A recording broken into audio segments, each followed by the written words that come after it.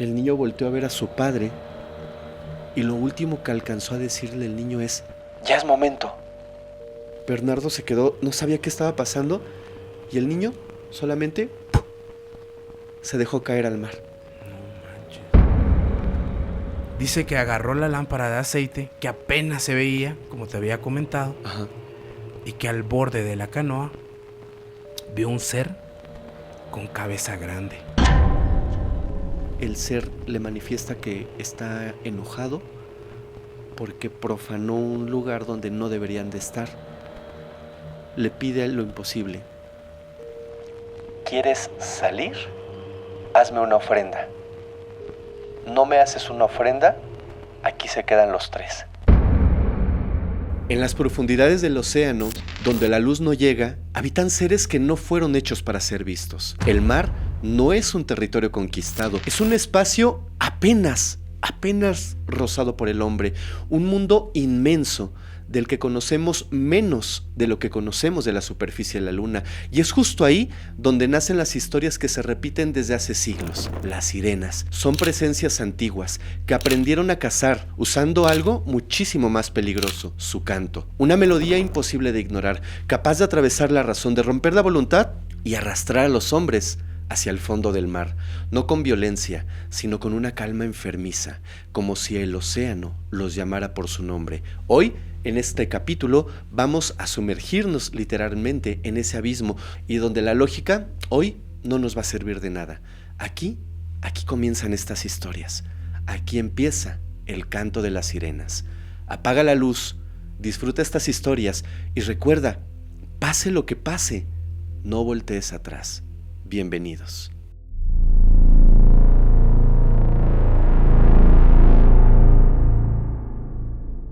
Amigos, ¿cómo están? Bienvenidos a un nuevo capítulo de Insomnio. Hoy tenemos un invitadazo de lujo. Hoy está con nosotros mi querido amigo, compañero, bueno, hasta compañero de aventuras, Alex Myers. Amigo, ¿cómo estás? Muy bien, hermano, la verdad, un gusto estar nuevamente aquí, primera vez contigo, grabando un capítulo. Y pues muy emocionado por el tema que vamos a tocar el día de hoy. Fíjate que yo estoy muy emocionado, Alex, porque yo sé que tú en algún momento tuviste muchísima convivencia con el mar. Tú eras pescador, estuviste mucho tiempo pues en alta mar, de hecho se puede decir, ¿no? Literalmente pescando, teniendo esas experiencias de pues de estar en contacto con algo tan fabuloso, tan imponente que es el mar, el océano. Y hoy nos vas a contar algunas de esas historias y eso me tiene muy emocionado porque que venga de viva voz de alguien que estuvo en contacto con el mar, con el océano, me pone como muy emocionado, ¿sabes? Porque, no sé, me gusta mucho ese tipo de historias. Pero, amigo, antes de empezar, por favor, compártenos tus redes sociales, plataformas, qué andas haciendo hoy, todo lo que tú nos quieras contar. Pues me pueden encontrar en Instagram como Alex Myers Off, todo en minúscula, okay. Alex Myers Oficial en YouTube. Y pues ahora me dedico a la producción aquí en Podcast Paranormal, en Insomnio, en Pulso, Inquietante, No Humano, igual el nuevo proyecto que tiene Fepo de Podcast Paranormal. Y pues muy emocionado de igual incluso darles ahí tips a todos los de aquí, porque pues he agarrado mucha experiencia gracias a estar con Fepo, ¿no? Y pues muy emocionado. Y te has vuelto bien pro, amigo. Yo te he visto Muchas en gracias. El montaje, en la producción, encuadres, todo. La verdad es que lo haces muy bien. Y tratamos todos de aprender de ti también porque sí le sabes muy bien. La verdad, sí le sabes muy bien. Oye, Alex, antes de empezar con estas historias, te quiero compartir algo. Quiero que me des tu opinión. No podemos empezar a hablar de sirenas sin platicar, aunque sea brevemente, uno de los casos más icónicos que existen en México sobre sirenas. Ahora, te quiero contar este caso porque además una de las historias que nos hicieron llegar al correo de Insomnio tiene que ver con esto que te voy a contar ahorita. Cuando yo empecé a leer las historias que nos mandaron, me quedé pensando y dije, tiene toda la lógica del mundo. Es por eso que quiero empezar con esta historia, que es la más conocida de sirenas, al menos en México. Esta historia se desarrolla en el puerto de Acapulco en los años quizás finales de los 60s, principios de los 70s, y te estoy hablando de la historia de Cantinflas y las sirenas. Creo que tú conoces un poco de esta historia. Claro. Yo estuve investigando algunos datos muy específicos y encontré cosas fuertes que creo que no hemos contado. Fíjate que esta historia, como te decía, se remonta a los años 70 y tiene su ubicación en Acapulco, en Guerrero. Se dice que en estos años Cantinflas compra una enorme mansión a la orilla del mar, específicamente en un lugar que se llama Las Brisas, me parece. Allí en Las Brisas, él compra esta mansión. En aquellos años, en los años 70, entendemos que no estaba quizás tan pobladas estas zonas, no había tantas casas, era como un poquito más pegado a la naturaleza, a las construcciones. Él compra esta mansión. Y se dice que compró esta mansión Cantinflas porque antes de comprarla ya había escuchado rumores que por algún motivo que no sabemos cuál es, algunos seres del mar se acercaban a la orilla de esta mansión. No sé si hubiera un túnel, no sé si hubiera algo que les llamaba la atención, y estos seres eran las sirenas. Ahora, la descripción de estas sirenas no es como nosotros las conocemos. Ahorita vas a ver por qué. Estos seres se acercaban, Cantinflas compra esta mansión y se empieza a obsesionar con la observación y con el acercarse cada vez más a estos seres.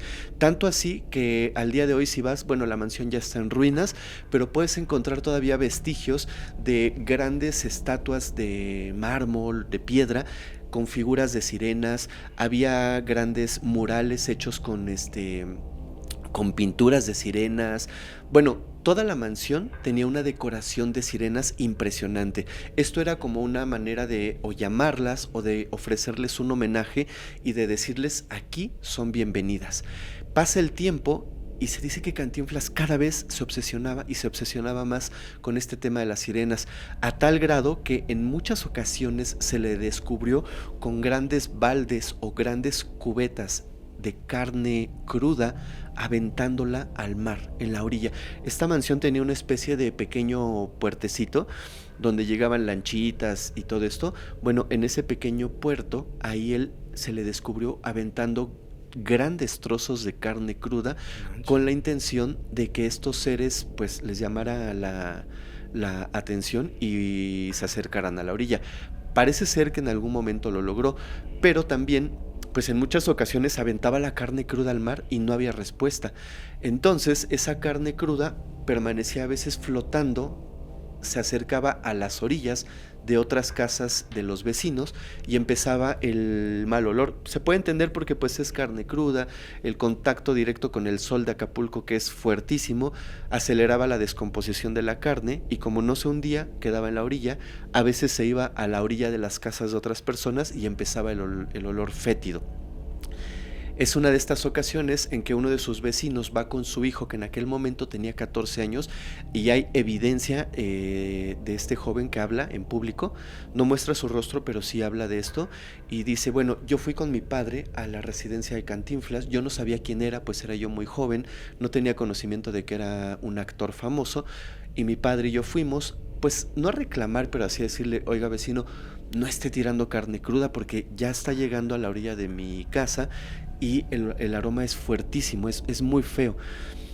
Entran a la mansión, los recibe Cantinflas, por algún motivo estaba ahí, coincidieron con él, el padre le empieza a reclamar en buen plan, diciéndole que no lo haga, mientras este chico se ve como sumergido por la historia de las sirenas, por estos murales, por estas estatuas, y empieza a caminar por la casa, hasta que, sin querer, llega justamente a este muellecito donde Cantinflas tiraba la carne. Donde está la estatua, ¿no? Donde está la estatua. Mientras su padre está hablando con Cantinflas, este joven se acerca y lo que ve lo deja perplejo, porque se asoma y ve que, pues, había algunos trocitos de justamente esta carne que habían ido a reclamar, pero del agua ve cómo salen unos ojos de una especie, no de mujer, no de hombre. Él le llama, si no me equivoco, así lo dicen en una entrevista que le hacen, peces con ojos humanos. No es como esta belleza que se describe de las sirenas, que son hermosas, que tienen la mitad del cuerpo de una mujer hermosa y la otra mitad, pues literalmente de una cola de pescado. No, él dice que vio un ser que empezó a salir del agua y que se le quedó viendo fijamente a los ojos, pero literalmente describe un pescado con ojos humanos. Así tal cual. Un pescado con ojos humanos. Él se espanta, se da la vuelta y corre. Corre hasta donde está su padre. Le trata de decir, pero el papá ya estaba como en otra plática con Cantinflas. Se despiden, se van. Y este joven cuenta la historia muchos años después de lo que vio.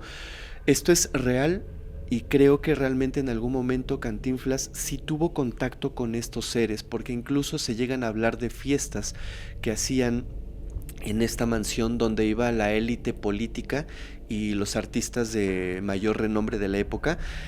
Encontraron algo muy particular, Alex. Ya para finalizar la historia, en la parte de abajo de la mansión había una especie de túnel que llegaba a una pequeña alberquita que estaba como en una, pues, ¿cómo se puede decir? Como en un patio para hacer fiestas. Había una pequeña alberca que daba directo al océano. Y en muchas ocasiones algunas personas llegaron a manifestar que en estas fiestas tan opulentes, tan privadas, de esa alberquita salía un ser muy parecido a lo que podríamos describir como una sirena. Esto quiere decir que en algún momento Cantinflas sí tuvo contacto con estos seres, y más de tener contacto con ellos, más allá de eso, logró quizás establecer, no sé cómo llamarle, una amistad, logró establecer algún vínculo con ellos, porque para ya ponerles este tunelcito y que lograran salir y que él pudiera mostrarle a sus invitados lo que acababa de ver o de hacer contacto con ellos, de encontrar, era fabuloso. Y hay muchos relatos acerca de gente de la farándula, de la política de aquellos años 60, 70, que dicen que sí, en efecto, o sea, Cantinflas sí tuvo contacto con estos seres. Posteriormente salen familiares de Cantinflas, si no me equivoco sus nietos, a decir que esto era mentira, que solamente querían difamarlo, ¿no? O sea, no, que querían vistas. Las personas que subían esto querían vistas. Y uno de ellos hace un en vivo metiéndose a la mansión ya destruida en años recientes. Y le pasó algo muy similar a lo que te pasó a ti alguna vez. Se mete a la mansión, empieza a mover cosas, a aventar, y de repente, ¡pum!, le avientan una piedra. Pero que venía del mar la piedra. Y el chico sale pero corriendo. Y después ya no quiso dar declaraciones. Hasta ahí termina esa historia de Cantinflas.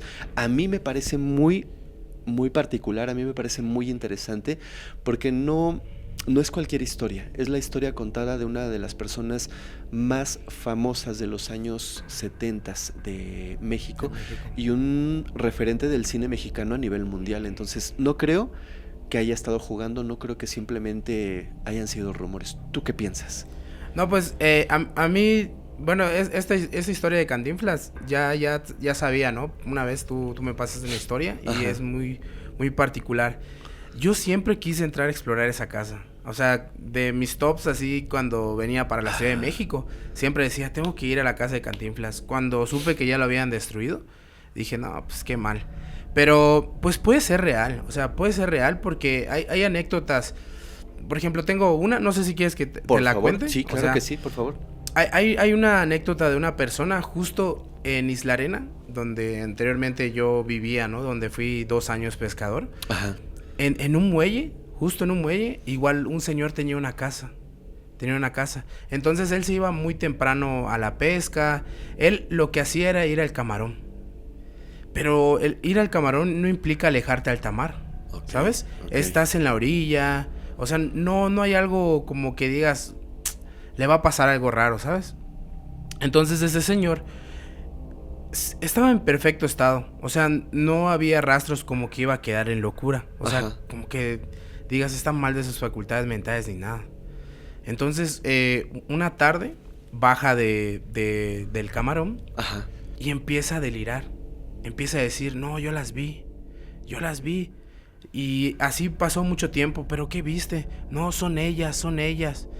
Y todo el pueblo, o sea, bueno, toda la isla se quedaba así como que, o sea, ¿qué le pasa a este señor, no? O sea, don Ramiro, así le decían.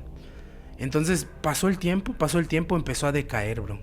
Empezó a cada vez decir más incoherencias. Ajá. Incluso siempre a las 6 de la mañana agarraba a su alijo, una pequeña lanchita, así se le llama ahí en Campeche y en varios puntos costeros, ¿no?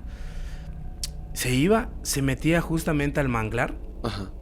Y de ahí o sea, volvía nuevamente a decir otras cosas. Era como muy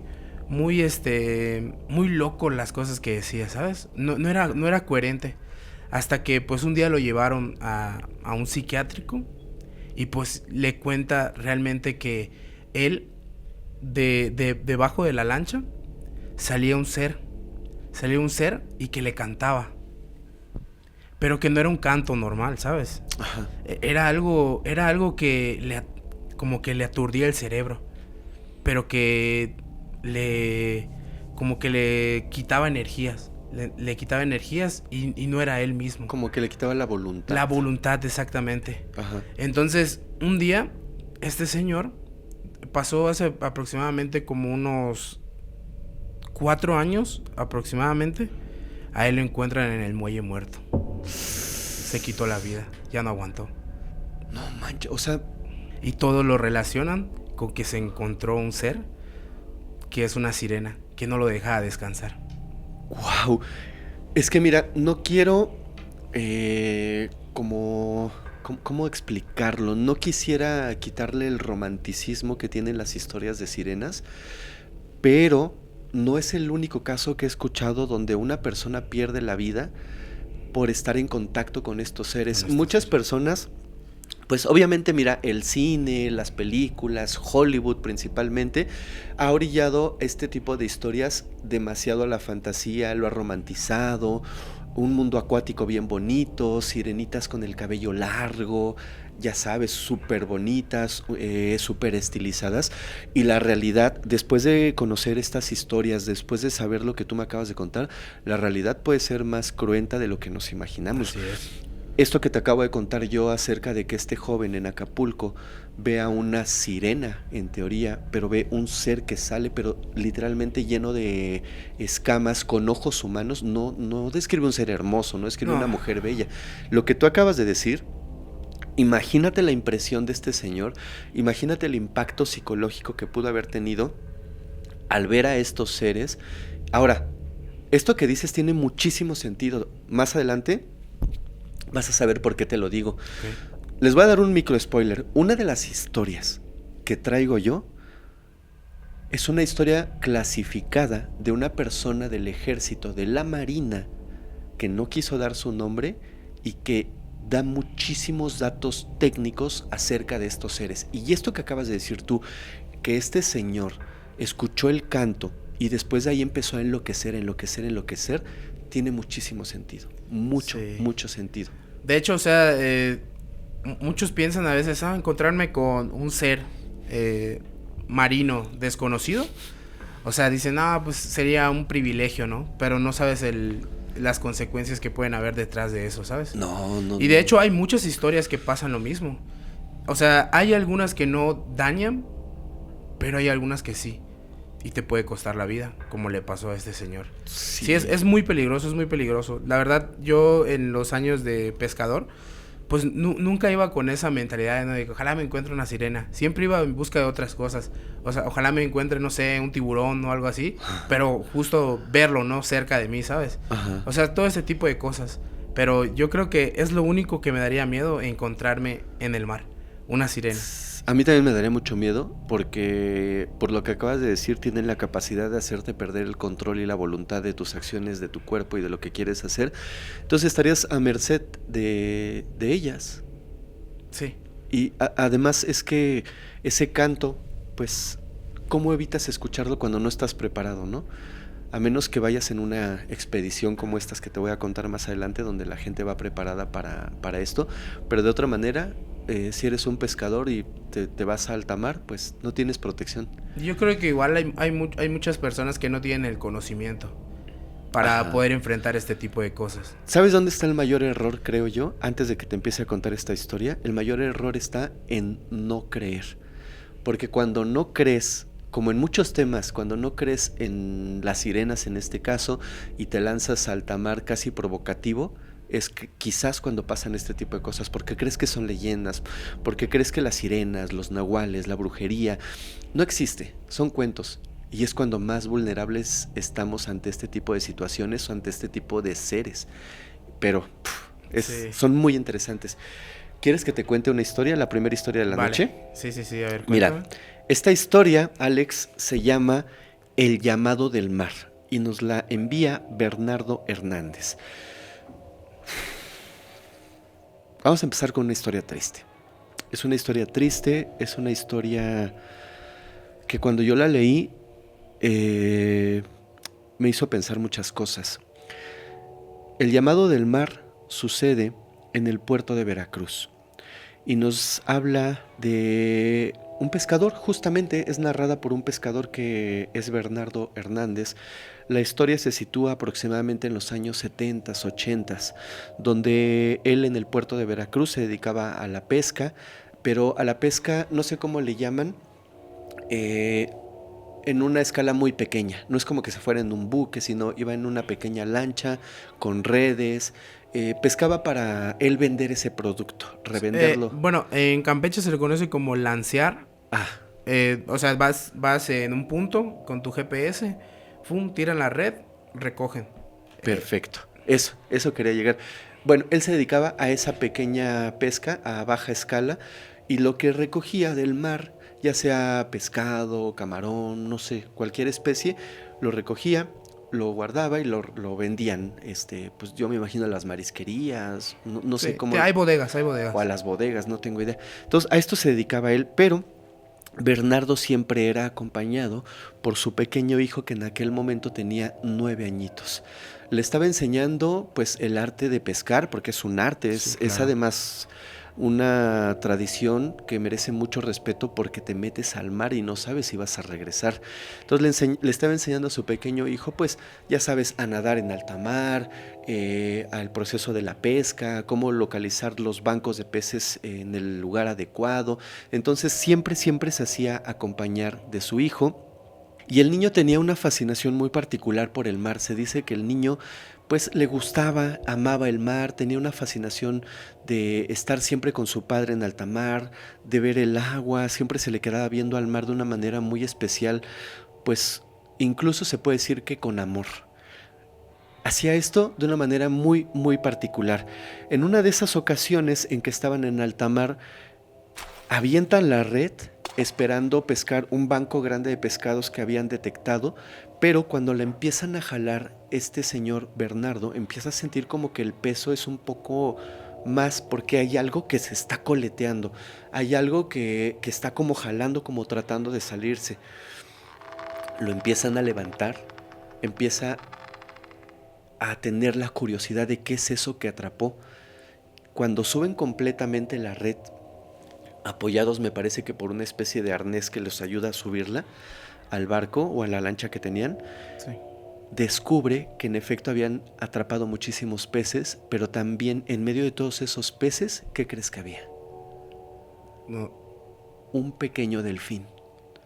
no manches. Un pequeño y hermoso delfín. No lo describe como un delfín adulto, sino como un delfín pues pequeño en etapa de crecimiento, y era lo que se estaba coleteando durísimo porque pues se lo habían atrapado. El delfín tenía algo muy particular, Alex. El delfín traía como enredado, como si hubiera mordido con el, no sé si llamarle hocico o la boquita del delfín. Traía enredado aquí, pero no enredado, sino como apresado con sus dientecitos, una especie de collar.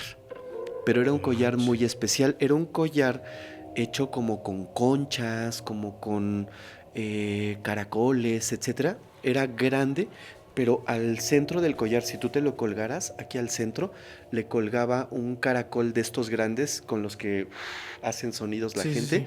Él lo describe no más grande que la palma de su mano. Entonces quiero pensar que era un caracol más o menos de esta... O sea, como si fuera un medallón, ¿no? Como si fuera un medallón, que si yo me lo pusiera, yo quiero imaginar que me quedaría como así de tamaño el caracol.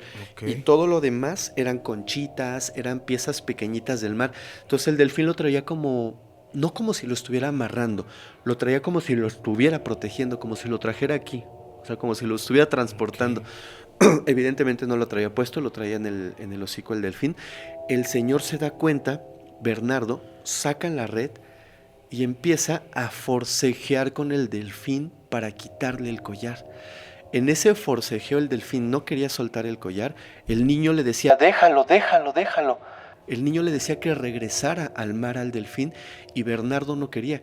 Por algún motivo se obsesionó con este pequeño tesoro que el delfín traía en su boquita y se lo quiso quitar. Y el delfín no soltaba, emitía pequeños soniditos, de estos sonidos que hacen los delfines. Una cosa así. Ajá. Y se aferraba al collar. Tardó en quitárselo, Ale, pero tardó demasiado tiempo en quitárselo. Cuando se lo quitó, el delfín empezó a moverse de una manera errática. El niño le decía, regrésalo, regrésalo, regrésalo. Y Bernardo no lo quiso regresar. La abrió con fuerza el hocico, cuando ya el delfín no tenía fuerzas, y le arrebató el collar y lo levantó, como si hubiera sido un triunfo. Cuando volteó la vista, el delfín ya no tenía vida. El niño se puso a llorar bien horrible. El niño le decía, no, lo mataste, lo mataste. A Bernardo no le importó nada. Agarró el delfín, lo vio y lo aventó al mar otra vez.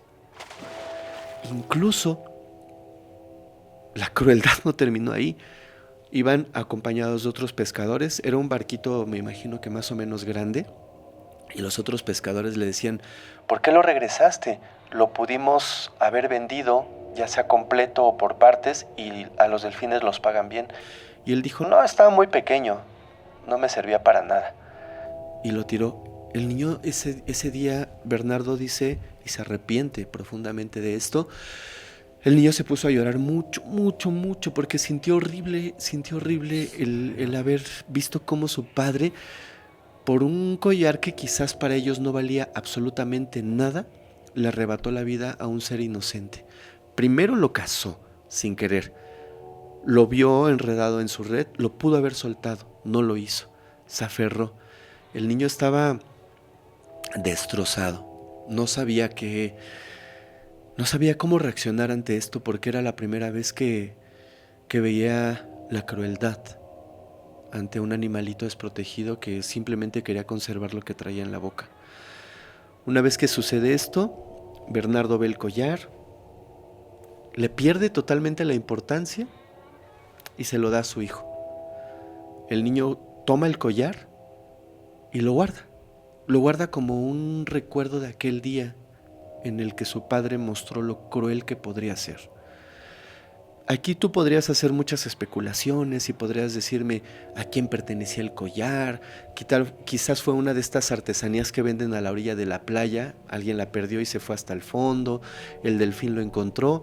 Y aquí podría yo terminar la historia diciéndote, pues el niño guardó el collar y no sucedió nada. Pero no, sucedieron muchas cosas. El niño guarda el collar como un pequeño tesoro. Y conforme empiezan a pasar los días y empiezan, siguen su trabajo en el mar, el niño se colgaba el collar y lo traía aquí. Pero no lo traía solo aquí, sino que siempre hacía esto.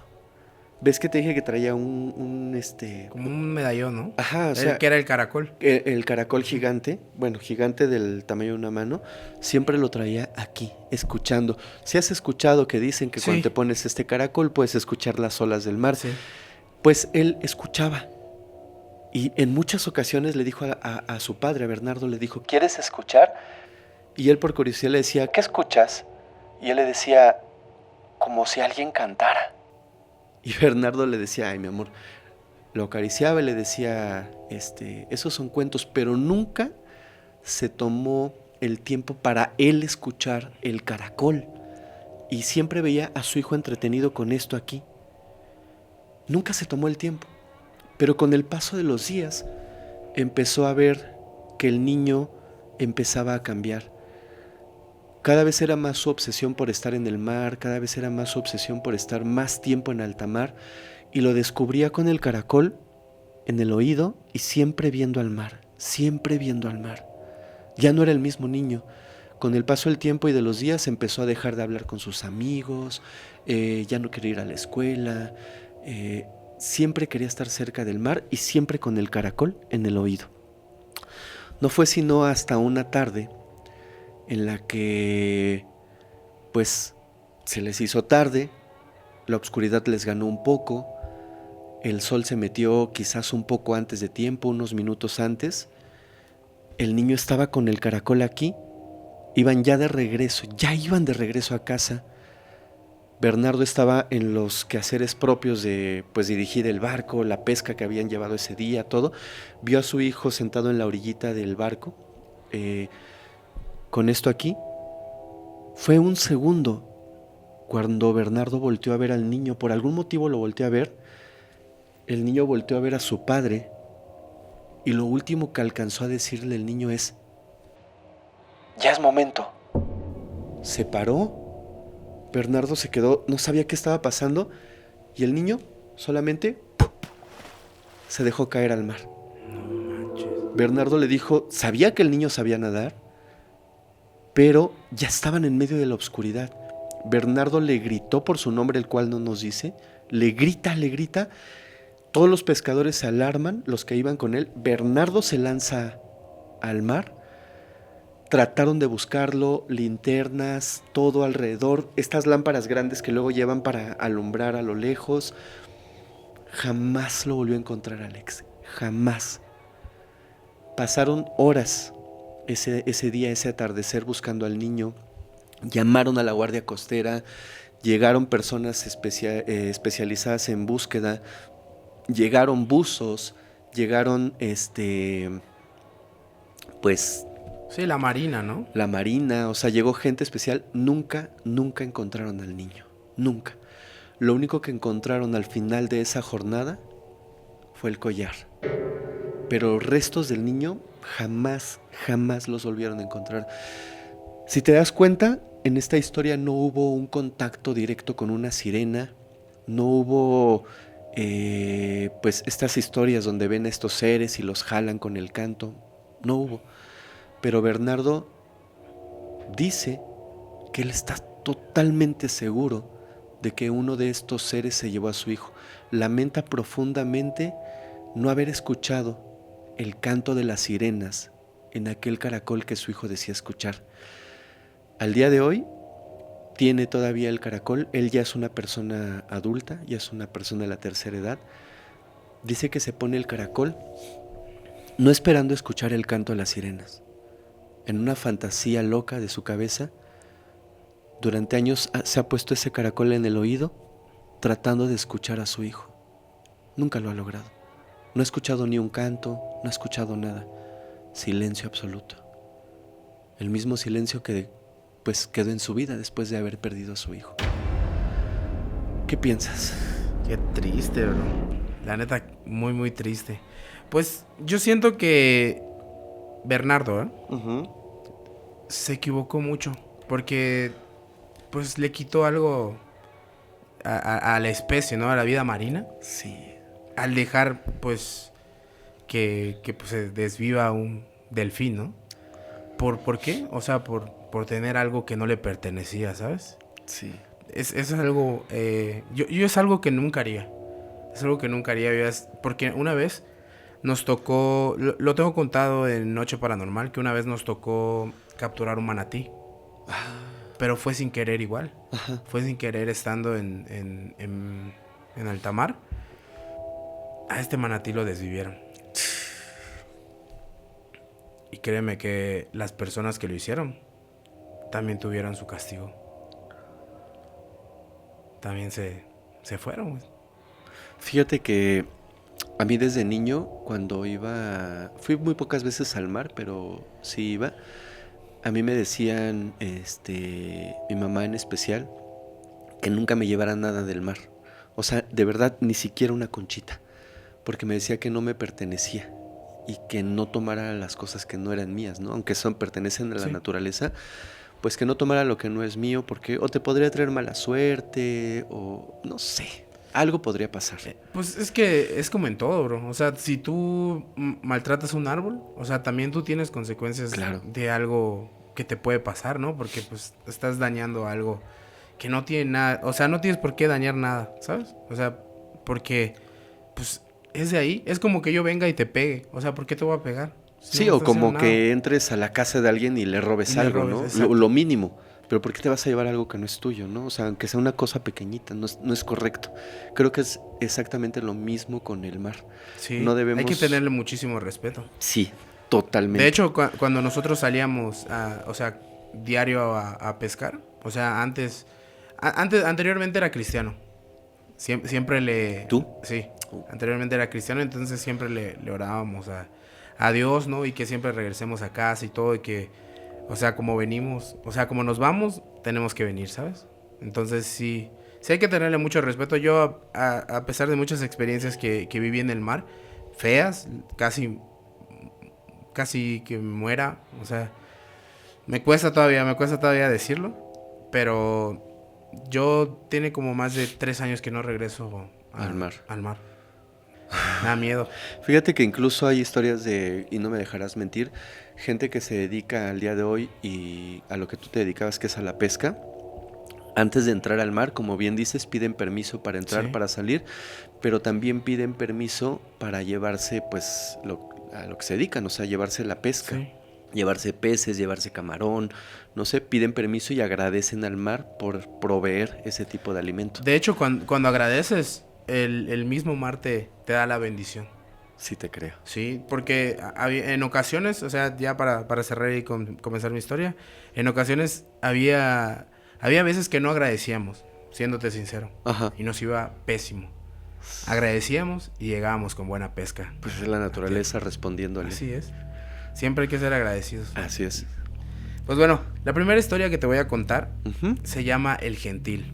Okay. Y nos los manda Miguel Ángel Rodríguez. Esta historia no le pasó a él. Le pasó a su papá. Dice que esta historia pasó aproximadamente como 49 años. Okay. Él es originario de un pueblito de Jalisco, que está a 39 minutos de Puerto Vallarta. Sí, es muy cerquita. Entonces, pues su papá se dedicaba al transporte de plátano y coco. Dice que esa noche salieron aproximadamente como a las 9 de la noche con su papá, que se llama Filiberto, que tiene 70 años. Entonces, ellos se percataron que al salir había muchos factores que tal vez no les iban a permitir llegar hasta Puerto Vallarta. ¿Ok? Entonces, tenían que ir en canoas, porque no había otro transporte. Estamos hablando de hace casi 50 años, ¿no? El papá del chavo, de Miguel, se turnaba con el papá que se llama Filiberto. Ajá. Entonces, era aproximadamente como 2 horas de remado hasta llegar a ciertos puntos. Lo que pasa esa noche es que empieza a haber una tormenta. Okay. En esa tormenta, el mar empieza a cerrarse. Literal, solo cargaban una lámpara de aceite que les permitía ver muy poco. Nada. Literal, nada. Entonces, ya se habían cansado y decidieron tomar un descanso. Pero en ese descanso, a ellos les empezó a dar mucho frío. Les empezó a dar mucho frío porque pues igual la tormenta, el mar, empezó a comportarse de una manera pues no muy frecuente, ¿sabes? O sea, no como particularmente está calmado. Empezó a ser muy brusco, las olas, incluso hasta remar les costaba. Dice que empezaron a sentir un olor muy fuerte, pero como mezcla entre agua podrida, algas. Se les hizo muy extraño. Incluso llegó un momento donde ellos sentían que no avanzaban. Ya se hacía como muy forzoso y como que pensaron que entraban en una zona rocosa. Es peligroso, ¿no? Peligrosísimo. En Puerto Vallarta hay una zona que todo pescador conoce, que se llama La Costa. Ajá. Que saben que es una zona donde el mar se comporta distinto a todos. Incluso hay ciertas horas que tú pasas y es difícil que puedas salir de ese lugar. Ya habían llegado hacia la costa cuando de repente, ¡pum!, un impacto en la proa de la canoa. Ajá.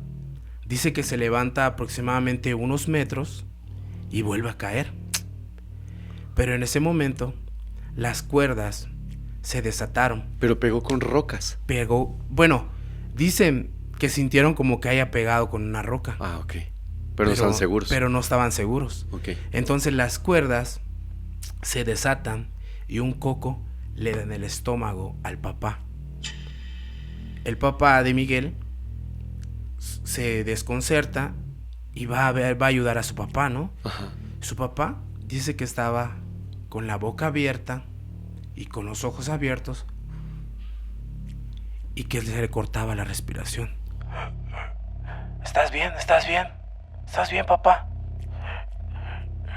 Era la única reacción que tenía. Estaba muy oscuro. Ajá. Dice que agarró la lámpara de aceite, que apenas se veía, como te había comentado, Ajá. y que al borde de la canoa vio un ser con cabeza grande.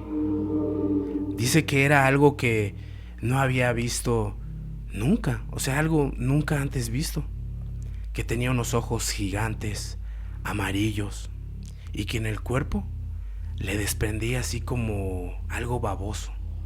Incluso hasta tenía algas. Dice que tenía unas manos gigantes. Como si tuviera aletitas, ¿no? En medio de esto. Ajá, exactamente, como si tuviera... Tiene un nombre en especial, pero sí, no lo recuerdo ahora. tenía esas manos. Que dice que veía muy poco, pero que este ser se agarró de la canoa. Ajá. Y que detuvo completamente la canoa. Se trepa. Se subió. Se trepa. Agarra 2 plátanos. Un coco. Pero no dejaba de ver al papá. El papá estaba muy impresionado por lo que había visto.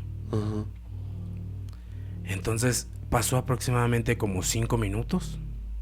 El ser se baja y se sumerge a la profundidad. El papá de Filiberto Ajá. dice que esperó aproximadamente unos minutos y volvió a agarrar aire. Y le dijo al papá de Miguel: rema, rema y no voltees atrás. Llegaron a Puerto Vallarta, ya todos mojados, temblorosos, Claro. y dicen que ven a un señor, alguien conocido, y le dice: ¿qué les pasó? Y le empezaron a contar todo lo que habían pasado. Dicen que no hubo rastros de que se burlaba de ellos, o sea, les creyó completamente. Ajá. Y les comentó: sí, hay muchas personas que nos han comentado que por esa zona ven a este ser. El ser se llama el Gentil. ¿El Gentil? Así le dicen. Ajá. Y dicen: qué bueno que no hicieron nada provocador, porque si no, ustedes no estuvieran aquí. Uy, ¿te digo una cosa? ¿Ahí termina la historia? Sí. A mí me encantaría, o sea, me da miedo, pero me encantaría encontrar uno de esos seres. Digo, sé que a lo mejor... Yo me ericé, o sea, yo me ericé ahorita porque me proyecté. Imagínate, o sea, estamos hablando de hace 50 años, Ajá. donde no había un motor que puedas decir, vámonos de aquí, ¿no? O si sí había, a lo mejor ellos no lo tenían. Ajá, no tenían la exactamente, posibilidad. sí. O sea, no había, bueno. Entonces, estar en canoa, yo sé lo que es estar en una canoa, porque también me tocó estar ahí, como ir al camarón o a ciertas cosas, ¿no? El mashquil, que es como estos cangrejos que se utiliza para carnada de pulpo. Oh. Entonces, digo, entiendo a Miguel, o sea, en que nos cuenta la historia, de que debe ser algo aterrador, bro. Imagínate encontrar un ser así y que no puedas hacer nada. Pero imagínate lo fabuloso que sería tener de primera mano la confirmación de que todas estas historias... mira, estas historias, Alex, se remontan hasta incluso antes de la época prehispánica. O sea, ¿Sí? antes de todo este rollo. De hecho, los españoles, hay por ahí un escrito donde describen una especie de avistamiento cuando vienen la Niña, la Pinta y la Santa María con Cristóbal Colón, Sí, describen avistamientos. Algunos dicen eran delfines, otros dicen eran seres que no eran delfines. O sea, hay historias muy concretas acerca del avistamiento de estos seres siglos atrás de todo esto.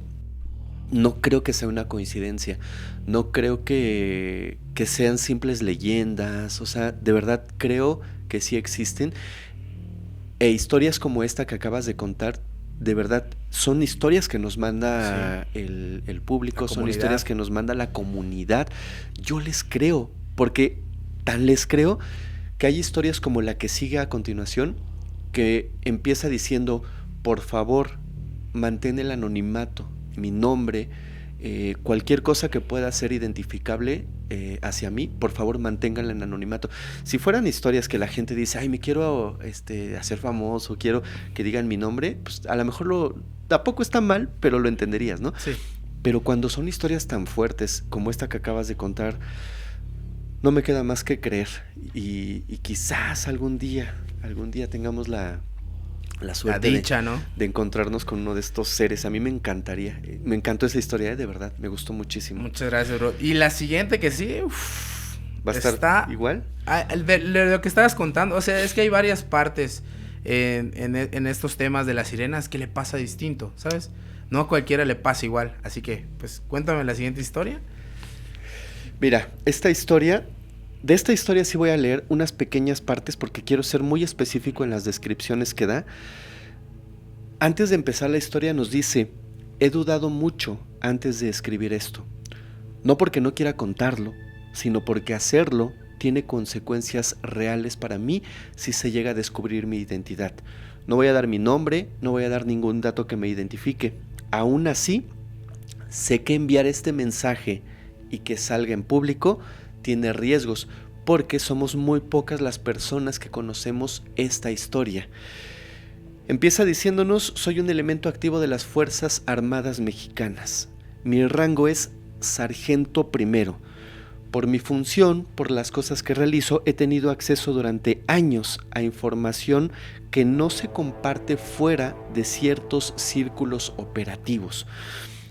Y él nos dice, no hablo de rumores, no hablo de archivos viejos, hablo de reportes actuales, clasificados, los cuales sigue en curso su investigación y el anexar cada vez más pruebas a este tipo de expedientes. Dice que desde hace tiempo ha participado en operaciones conjuntas entre el ejército mexicano y la marina.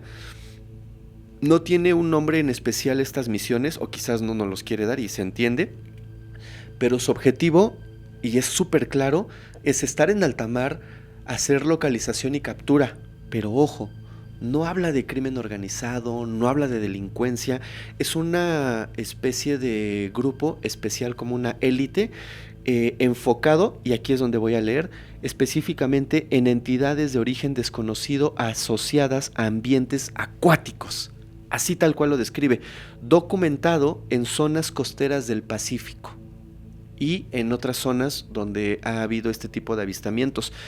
Él dice que toda esta historia que nos está contando se desarrolla y empieza en las instalaciones navales de Acapulco, donde él asegura de entrada que se mantienen en resguardo en estas instalaciones navales en Acapulco, se mantienen en resguardo una o varias de estas entidades y se les clasifica como organismos no identificados de comportamiento no humano, recuperados tras incidentes en mar abierto. Aquí es donde empieza la historia.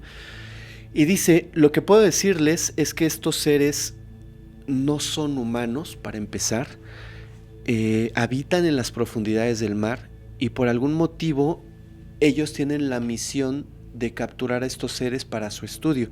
Aquí viene una parte muy importante y la cual siempre sale a relucir en muchas historias.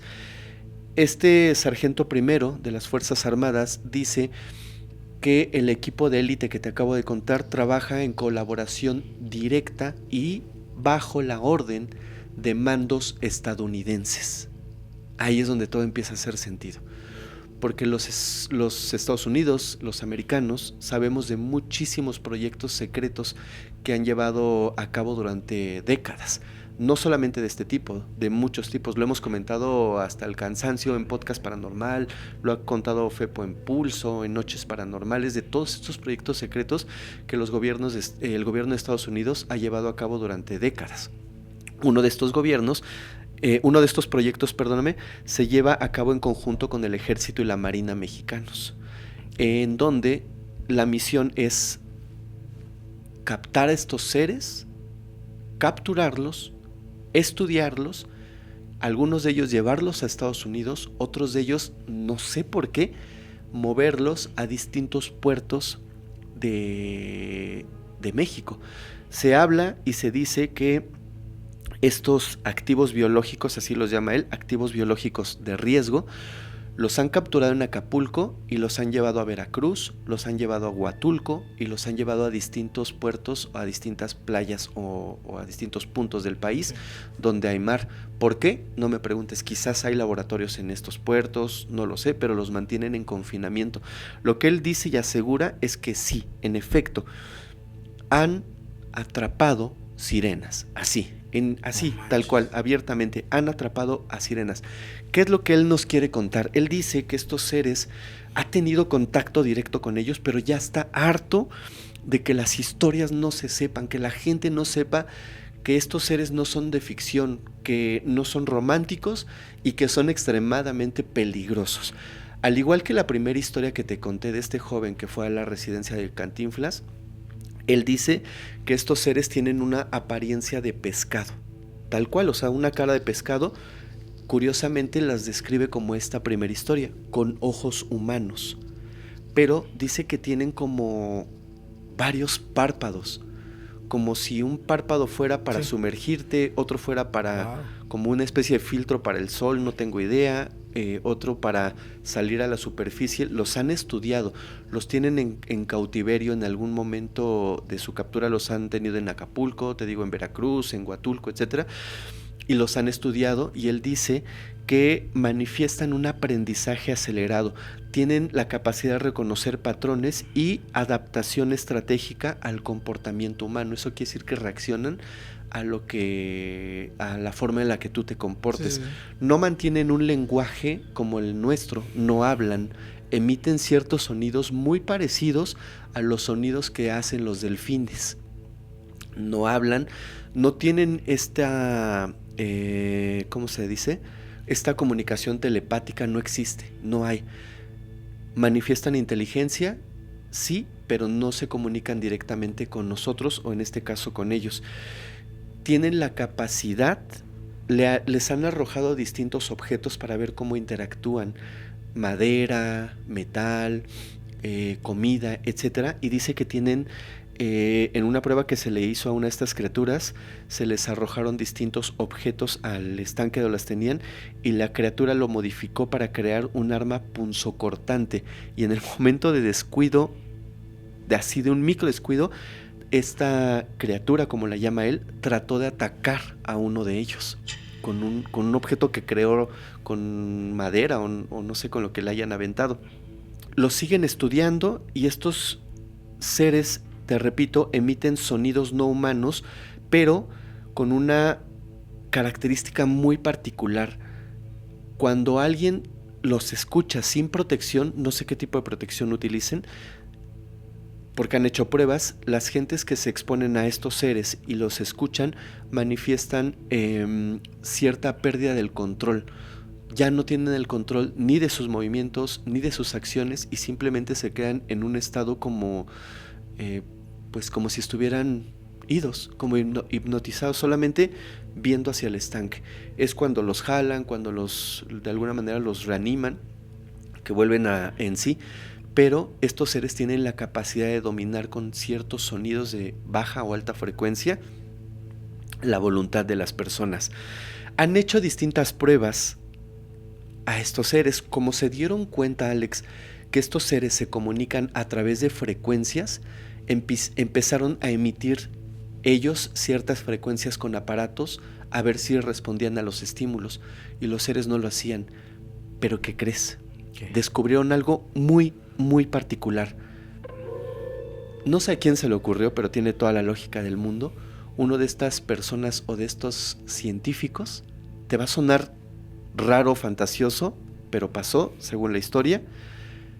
A estas sirenas les pusieron en un volumen demasiado alto con unas bocinas especiales y todo, películas, audios de Cantinflas. Y dicen que cuando estos seres escucharon la voz de Cantinflas, allí sí tuvieron un estímulo demasiado fuerte y empezaron a alocarse y a tratar como de salirse, de comunicarse, de alguna manera manifestaron un cambio total cuando escucharon la voz de Cantinflas. Como si él realmente en algún momento hubiese tenido contacto con ellos y esta comunidad, por llamarle así, de seres, supiera de la existencia de él. Recuerda que estos seres son captados en Acapulco en un inicio, trasladados a distintos puertos, llámese Veracruz, Mazatlán, Huatulco, etcétera. Acapulco, ¿por qué? ¿no? ¿Dónde? Pero son captados en Acapulco. Ok. Estos seres que son captados en Acapulco y puestos a disposición de otros laboratorios al escuchar la voz de Cantinflas, reaccionan de una manera increíble. Como si, así lo dice él, como si... Ya los conocieran, ¿no? Como si reconocieran la voz de su benefactor. Así le llama él. ¿Por qué? No lo sé. En estas, pues tantas pruebas que les han hecho a estos seres, dice que durante periodos de estrés a los cuales lamentablemente los han sometido, estos seres segregan una sustancia neuroactiva que provoca desorientación, alucinaciones y distorsiones sensoriales. La manera en la que se defienden ellos es segregando una sustancia que quizás al olerla, al que te toque la piel, no lo sé, han hecho las pruebas, provoca este tipo de desórdenes. Te desorientas, empiezas a alucinar cosas y tienes distorsiones sensoriales, a lo mejor escuchas ruidos o percibes cosas raras. Esto explicaría el por qué las gentes, como la historia que tú contaste, que se los encuentran de frente en alta mar, se quedan en un estado de shock. Quizás estas personas están viendo cosas que no existen o que no están ahí, están alucinando, están escuchando cosas que nadie más escucha, y esa desorientación que sufren es justamente por esta especie de toxina que segregan estos seres como a manera de defensa. Lo último que nos dice, y esto es muy importante, es que a varios de estos seres, Alex, se les han colocado de alguna manera chips. Esta historia, como te dije al principio, es actual. No es que te estoy contando una historia de los 60s, de los 70s. Es actual y se remonta a unos 5 o 10 años, cuando mucho hacia atrás en la época en la que estamos hoy. Les han colocado chips porque han detectado y piensan que, basándose en todos los estudios que hacen, estos seres tienen colonias, están constituidos, hay jerarquías, hay pues literalmente sociedades dentro y bajo del mar, en lo más profundo.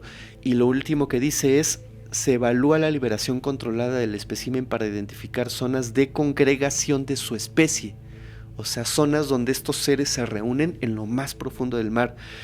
Y lo último que nos dice, y por lo cual escribe esta historia, es que el sargento dice que ha detectado que presenta él efectos secundarios. Tiene sueños alterados, escucha emisiones de sonidos sin un punto específico de dónde vienen, y ha manifestado conducta errática. Hay personas que le han dicho, quienes están cerca de él, que de repente se pierde, empieza a hablar de cosas que no existen, manifiesta que ve cosas que no están ahí a su alrededor. O sea, el tener contacto con estos seres ya le ha afectado. Y en estos últimos en esta última etapa donde él tiene lucidez, es cuando escribe esta historia y dice: no encuentro dónde más mandar mi historia y que sea tomada con seriedad y que me crean. No lo hago con la intención de tener fama o que me saquen en el podcast. Simplemente quiero que alguien escuche mi historia, crea que estos seres existen y pues tenga cierto tipo de divulgación. Y concluye diciendo: que estas entidades, como último dice, no muestran emociones humanas, solo un objetivo persistente, salir de su encierro. Es lo que él percibe. Y dice que seguirá informando sobre estos seres. Mientras le sea posible, promete mandar un segundo correo con las últimas actualizaciones a las cuales puede tener acceso él antes de que pues algo más le suceda, que es: estos chips tienen la intención de saber si hay muchos más de estos seres, dónde se ubican y de alguna manera saber si estos seres han formado comunidades o colonias debajo del mar. Y promete que si tiene más información, si sabe más de esto y si tiene la posibilidad de hacerlo, y si esta historia al salir a la luz no le ocasiona ningún problema, promete pues actualizarnos con los datos. Y finaliza diciendo: hay muchas personas que quizás no crean mi historia, que crean que solamente estoy inventando para hacerme famoso o para tener la atención. Lo que no saben es que no solamente el gobierno actúa con estos seres, sino que hay muchos otros seres marinos los cuales han sido capturados, y de verdad estas historias son totalmente reales. ¿Qué piensas? Pues es que ellos guardan mucha información que tal vez no sale a la luz, ¿no? O sea, hay mucho, es difícil de creer. Totalmente difícil de creer. Pero yo creo que nada más el que lo vive puede decir, y como dice, nos manda la historia, porque aquí somos un canal que respetamos cada opinión, historia, todo lo que la comunidad nos manda. Pero pues está muy impactante, imagínate saber y tener más actualización de esto, estaría muy muy brutal. Incluso saber si hay pues una comunidad abajo, ¿no? O sea, varios, que no solo sean uno, sean, no sé, 500, 1000. No sé. Fíjate, Alex, esto es un dato que es real y lo dije al principio en la intro. Conocemos más de la luna que del océano. Sí, el hombre ha explorado más la luna y tiene más datos. No sé ni siquiera por qué se llama planeta Tierra, si realmente hay un gran porcentaje es mayor el porcentaje de agua que de tierra en este planeta. Sí. Entonces, no hemos explorado nada del mar. No tenemos ni siquiera la capacidad ni la tecnología como para sumergirnos en lo más profundo del océano, pero de verdad en lo más profundo, donde quizás estos seres y otros más puedan estar habitándolo. Tú sabes que cuando hay eventos naturales como un terremoto que provoca un tsunami, que ha pasado por ejemplo en Japón y en otros sitios del mundo, las aguas se revuelven y desde lo más profundo del océano arrastra especies que no conocíamos. En los últimos tsunamis que se han dado alrededor del mundo en los últimos años, han encontrado especies de peces que no conocíamos, que estaban sumergidos en lo más profundo del océano, que tienen la capacidad para poder vivir ahí, y que cuando ocurren estos eventos y por las corrientes marinas internas son enviados a la superficie, nos damos cuenta que no sabíamos ni siquiera de su existencia. Ahora imagínate seres inteligentes que pudieran estar habitando el fondo del mar. Sería fabuloso saberlo. Es que es brutal. El tema del mar a mí me emociona mucho. Y igual como dices, ¿no? O sea, es fabuloso saber qué más hay en el fondo del mar. Totalmente. Sí, es como igual una teoría, creo que pasó, no sé si supiste del pez diablo, que decían que era el ser más peligroso, ¿no? Si se acercaba a tierra, porque este pez vive en las profundidades. Sí, ya sabes más o menos de cuál, ¿no? Claro, que cuando estos seres salen es porque va a haber un terremoto, tsunami o algo así. Va a pasar algo. Estos peces, perdón. Sí. Sí, porque no sé, de alguna manera, no sé si ellos sienten estas vibraciones, avientan, no sé, pero cuando empiezan a acercarse más hacia nosotros, es como pronosticar un evento natural, catastrófico. Sí. Pues está muy interesante. Buena historia, bro. No conocemos nada, ¿eh? No conocemos nada, literal. ¿Tienes otra historia? Tengo otra historia. Mira, esta se llama Pesca de Sirenas. Ajá. Y es anónima.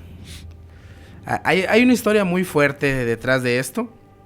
El narrador se llama Richard. Ajá. Pero igual no le pasó a él. Okay. Le pasó a su papá.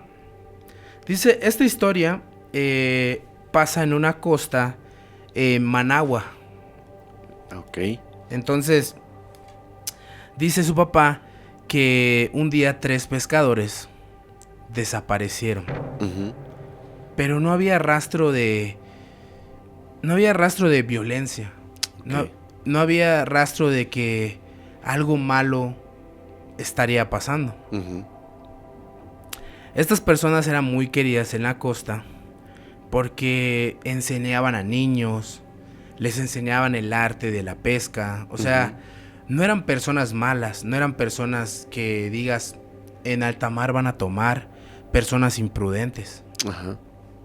Entonces ese día era aproximadamente como las 6 de la tarde y en la costa dan un llamado.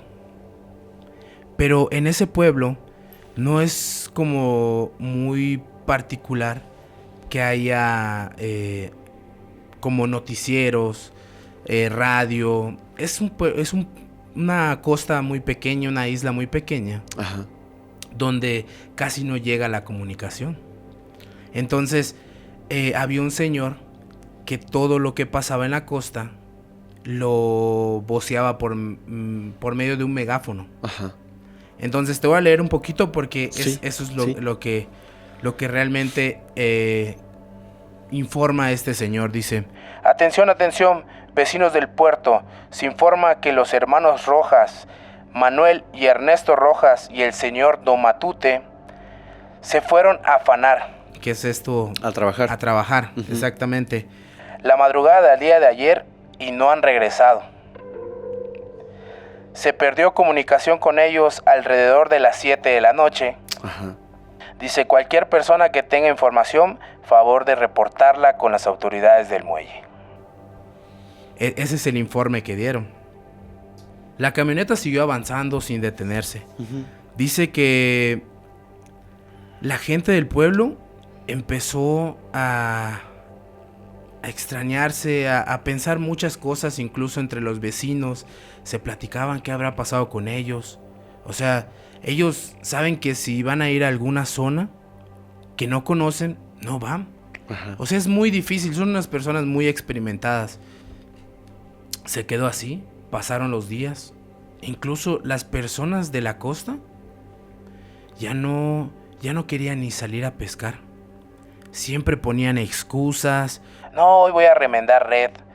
Mañana salimos. Veo que el tiempo está malo. Era algo muy extraño. Imagínate congelar un pueblo, no salir a trabajar. Literal, estás perdiendo de muchas cosas, incluso el alimento. Claro. Porque de eso viven. Imagínate, es una costa... Sí, porque venden su pesca, la venden, ¿no? Exactamente. No es que la consuman, la venden. Exactamente. Después de 7 días, incluso había un silencio en el pueblo que era de tristeza. Era de tristeza, literal. Donde gente que salía en las tardes a poner música, a disfrutar del ambiente, de la caída del atardecer, ya no lo hacía. Simplemente todos se quedaban en silencio. Ajá. Pero había una razón. Todos estaban esperando que haya respuestas de los hermanos Rojas y Don Matute. Se llevaron así 2 días más. Ajá. Y en Capitanía, o sea, en el muelle, Ajá. reportan que habían aparecido. Entonces dan el aviso en el muelle. Ajá. Y dicen que encontraron a estas personas. O sea, regresaron. La persona que voceaba, Ajá, dice por el megáfono: atención, atención, los vecinos del puerto, se solicita la presencia de los familiares. La panga de los hermanos Rojas y el señor Matute fue localizada esta madrugada. Pero dejó especulación, así de, ¿estarán vivos? O sea, no dio más información. La panga es el barco, ¿no? La lancha, exactamente. Ok. No dio información de esto. Entonces toda la costa, todo el pueblo, se iba directamente al muelle. habían personas que ni se conocían. O sea, la noticia ahí se hizo como muy viral porque eran unas personas muy queridas. Entonces llega y ven que las 3 personas están completamente flacas.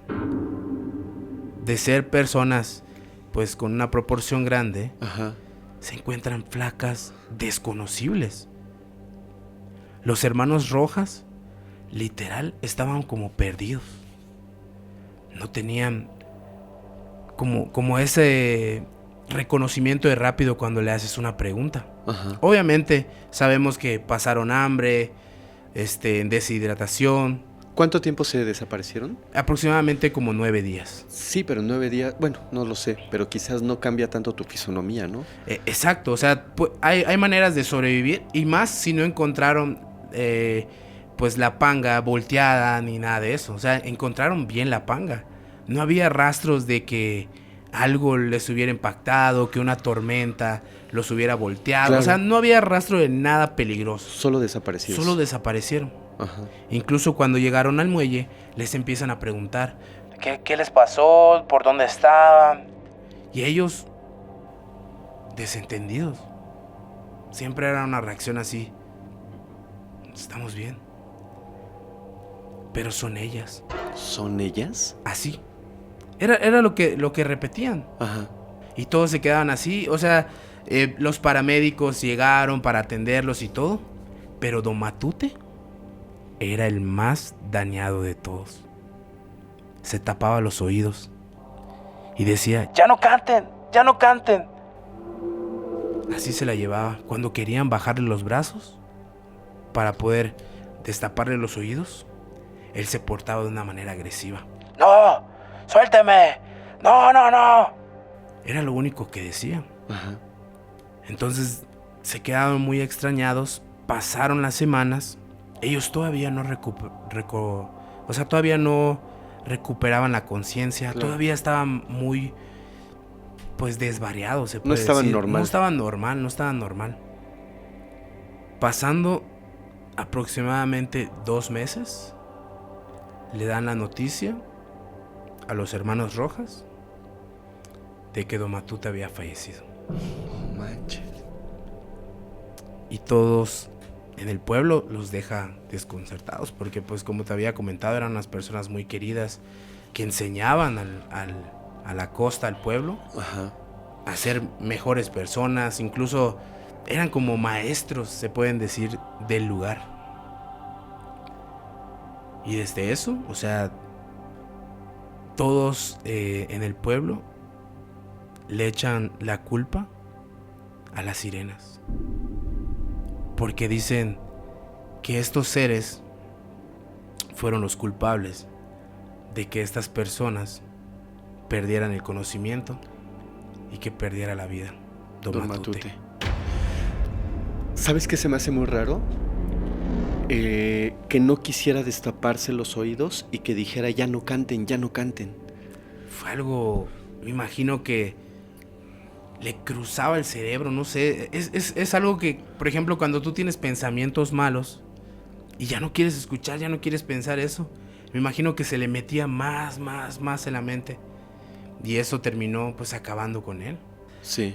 Es un peligro, como te había comentado, como le ha pasado a otras personas. Pues mira, el caso anterior que te acabo de contar yo, tiene mucha lógica lo que tú me estás diciendo, porque esta persona que, más allá de contarnos una historia o algo, básicamente nos envió un informe de que estos seres sí existen, de que los tienen en resguardo el gobierno, ya sea mexicano en conjunto con el americano, y este tipo de cosas de que enloquecen, de que pierde la gente el sentido, de que ya están fuera de sí, él lo dice, hablando desde quizás la ciencia, me atrevería yo a decirlo.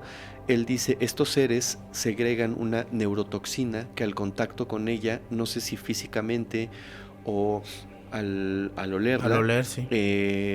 Las personas que estuvieron cerca manifiestan justamente este tipo de conductas erráticas, las cuales no son comprensibles, y alucinaciones, conducta errática, ya no están en sus cabales. Entonces pareciera que todas las historias se empiezan a conectar.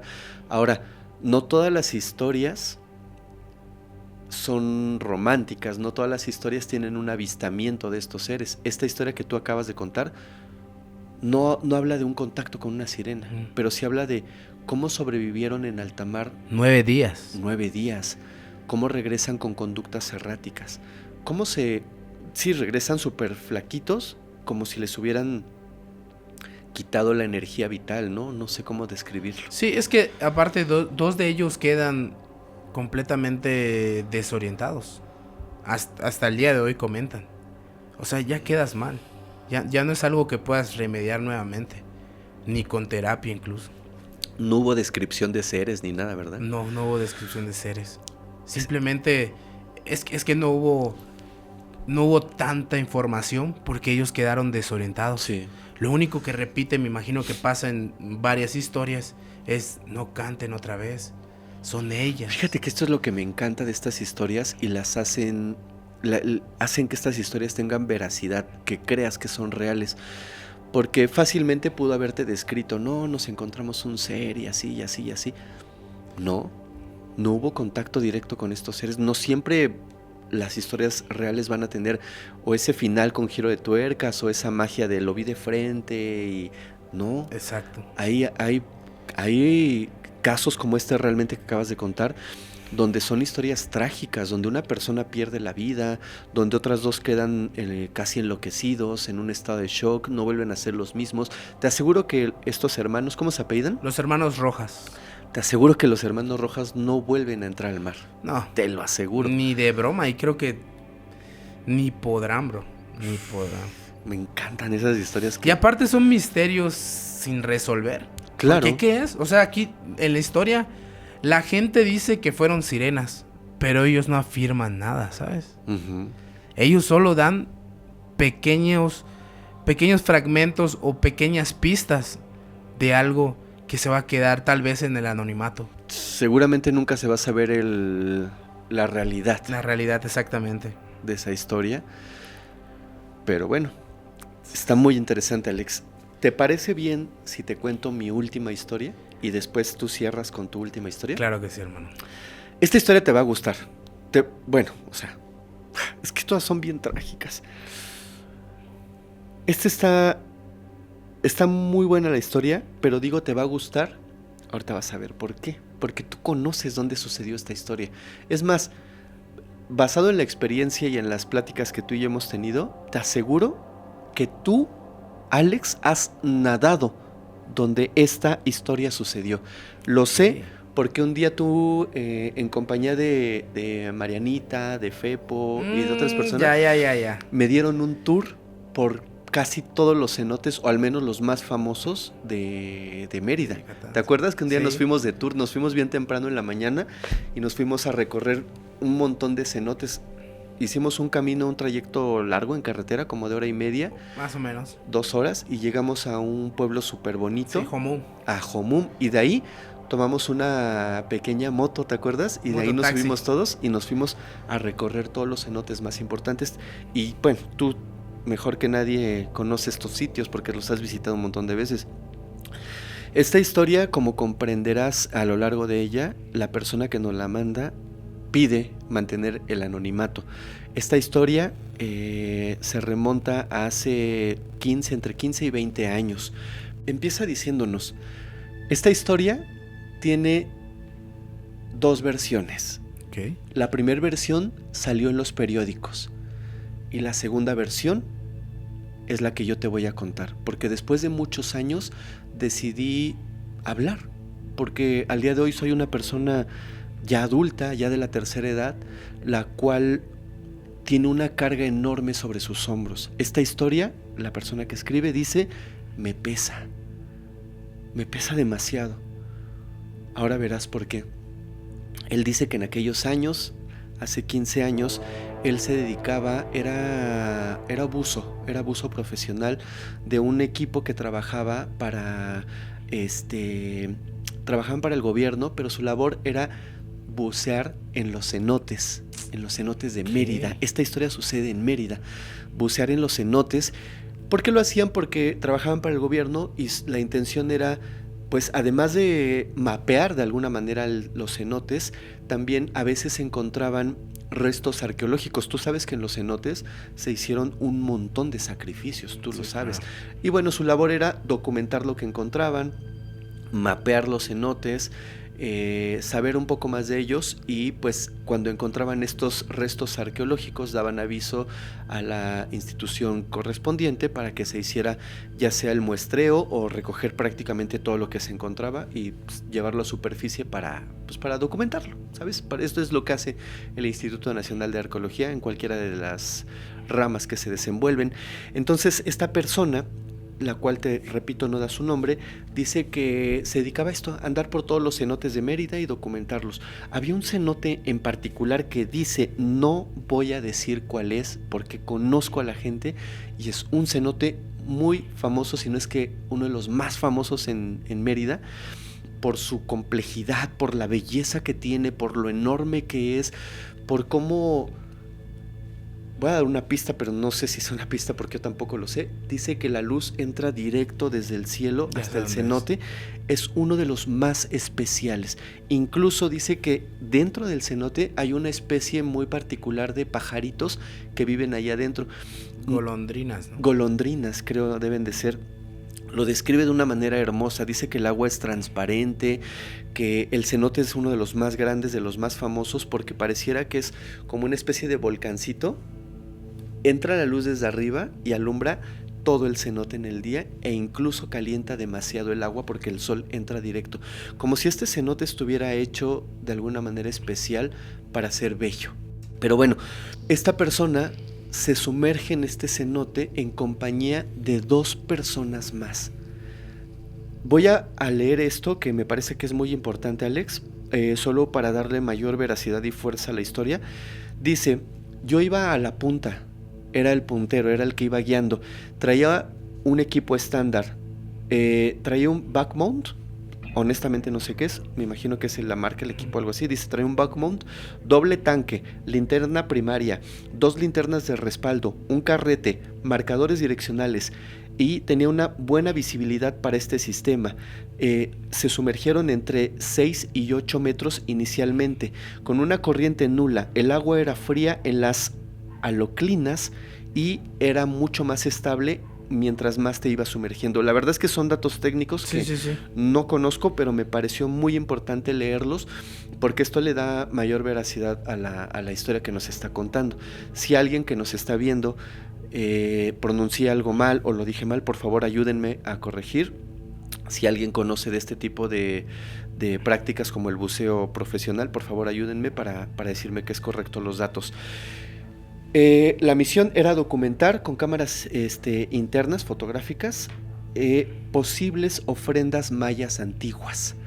O sea, ya había como antecedentes de que en este cenote se habían encontrado algunas ofrendas mayas y ellos querían documentar más. La misión o su trabajo era documentarlas, pero esta vez iban a ir un paso más allá. Se iban a sumergir en medio de estas cuevas, iban a pasar a través de túneles que ya sabían que existían ahí y querían llegar a lo más profundo posible del cenote. Tú sabes que hay cenotes que no tienen fin.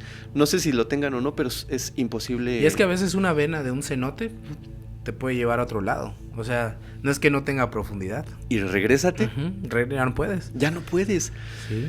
Se empezaron a sumergir en cuevas, en cavernas subterráneas abajo del cenote, con todo este equipo de buceo. Él iba a la punta. Dice que se fueron metiendo tanto que ya las lámparas no alcanzaban para pues tratar de alumbrarlo lo más posible. Hasta que de pronto él venía a la punta, los 2 compañeros venían atrás, empezaron a descubrir lo que iban a buscar. Ofrendas, ruinas mayas, o es lo que ellos pensaron. Describe que encontraron en lo más profundo, de una manera casi inaccesible, una especie de, como si fuera una pequeña casita, donde dentro de esta casita, que dice que era de un tamaño grande, o sea, donde alguien podría entrar, pero estaba hecha como con, no sé, como con coral, como con piedras, como con rocas propias de que están abajo del mar, y tenía una pequeña puertita. Cuando la vieron quedaron asombrados. Afuera había vasijas, había pequeños muñequitos representando figuras o hombres mayas y algunos vasos, cuencos, pues lo normal que encuentras. Pero hay algo que llamó poderosamente la atención de estas personas. Dentro de esta casita vieron algo que al pasar la lámpara brillaba demasiado. Se quedaron viendo, se hacían como señas de que algo había allá adentro, y uno de ellos, esta persona, bueno, la que iba a la punta, mete la mano, pero antes de meter la mano alumbra como más directo adentro de la casita. No entró, y él dice que lo que encontró era oro.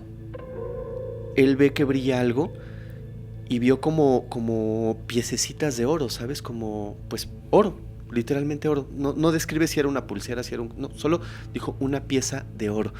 La alumbra, se emociona por lo que acaba de encontrar, y lo primero que hace es meter la mano para sacarlo, para extraerlo. Antes de que pudiera siquiera tocarlo, sintió como otra mano salida desde adentro lo detuvo. Se exaltó horrible, sintió pero horrible, porque inicialmente pensó que era algún pez, pero cuando sintió como esto lo apretaba, fue cuando se espantó. Él describe que sintió una especie de mano muchísimo más grande que la de él, rasposa como si tuviera escamas, y con estas partecitas que hace rato que todavía no recordamos cómo se llaman, pero que son como aletitas en medio de los dedos. Lo sintió y inmediatamente retiró la mano. Ya no quiso tomar la pieza. Se espantó muchísimo, no sabía qué estaba pasando, sus compañeros no vieron esto. Él fue el único que lo sintió, pero se quedó como en shock. No sabía.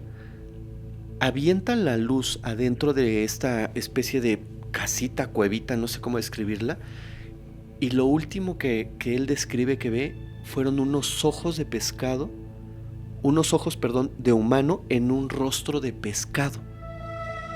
Unos ojos humanos o parecidos a los humanos en un rostro de pescado. Se asusta, pero justo en ese momento pierde todo control de su cuerpo y la voluntad de moverse, de hacer. Entiende de alguna manera, y no me preguntes cómo. Él describe que esto donde estaba el oro era una especie de como un empaque, no sé cómo llamarle. Describe que había un ser pequeñito sin vida. Era como si fuera una tumba funeraria. Él lo entiende. El ser que lo está viendo le hace entender que acaba de faltar el respeto, porque lo que estaba ahí era... Le pertenecía, ¿no? Le pertenecía. No sé si llamarle su hijo, su familiar, no tengo idea de este ser, y le prohíbe que lo toque de alguna manera. Él lo entiende, lo percibe. No es que le hable, no es que sea telepático, lo percibe. Es como si simplemente la información le llegara mientras este ser lo tenía así, viendo de frente. Cuando cobra un poquito de fuerza, voltea hacia sus compañeros, y los dos compañeros estaban así, flotando, respirando por inercia, a través de estos chuponcitos que se ponen. Sí, del oxígeno, ¿no? Ajá. Pero no tenían conciencia, solo estaban flotando, como si no tuvieran conciencia de lo que está pasando, como si el único que tuviera conciencia y estuviera viendo a este ser era él. No lo vio por completo, solamente lo vio al rostro, a los ojos humanos con la cara de pescado.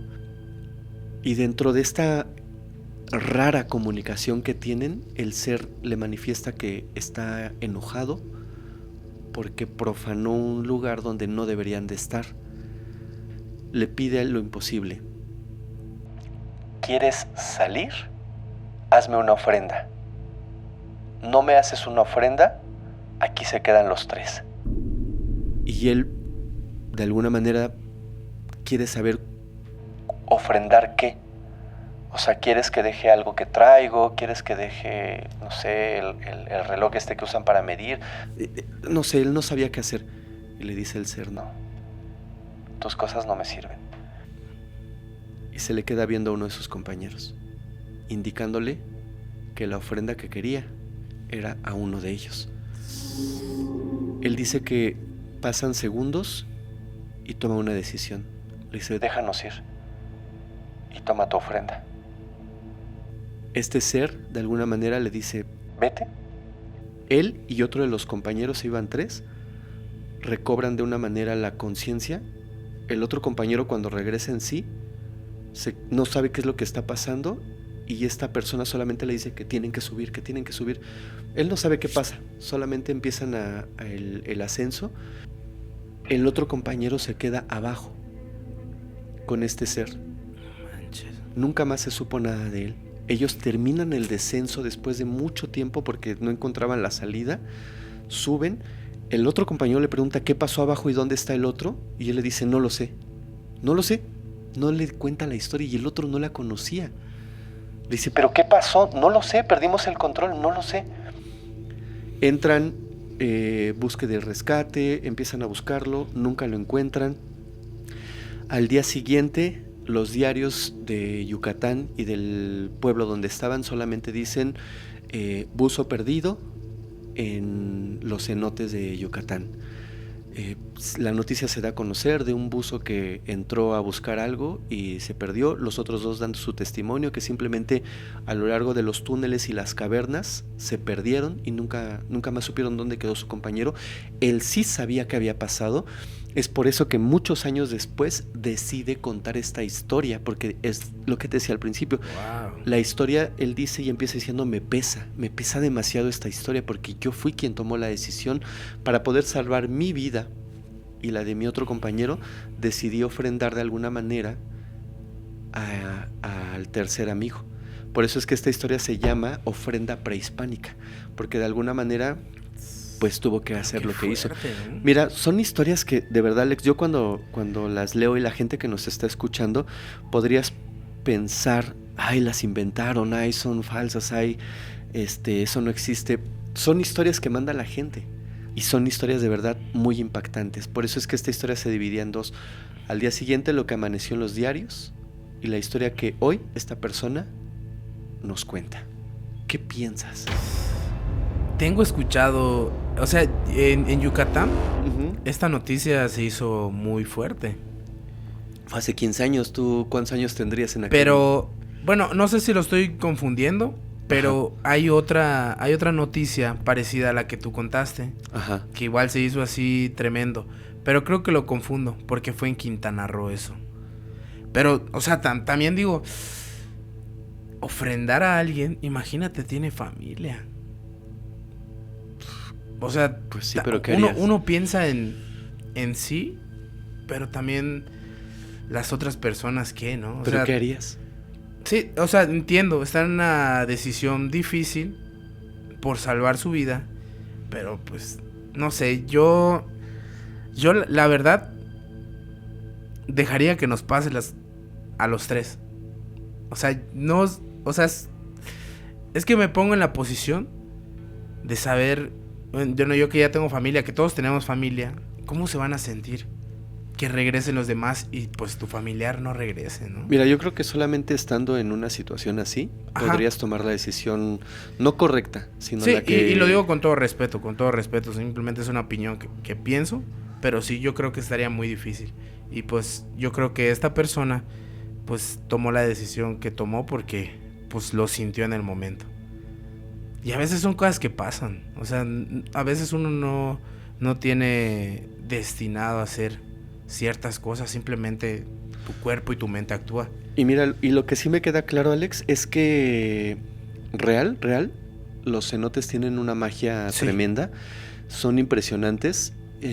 Solo para que ya pases a tu siguiente y última historia, en la última ocasión que fuimos juntos a los cenotes, nos metimos, ¿te acuerdas? Como unas cuevitas y así. Sí. Y vimos una especie de pirámide que Fepo estaba de hecho asombrado por lo que vimos, y se trataron de meter y traíamos unas lamparillas, creo, algo así. Sí, unas muy pequeñitas. Pero súper básicas. Que no se ve nada. Nada pro, solo...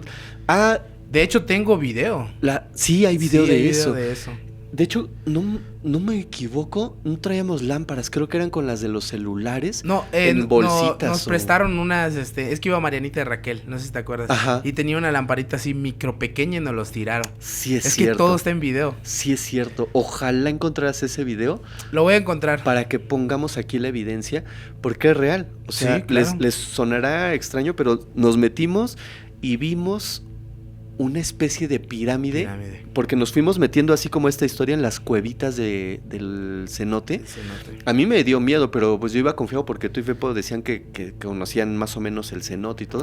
Literal, o sea, se ve como en la profundidad. Lo vamos a estar pasando en el video, sí lo tengo, eso lo tengo bien claro. Ajá.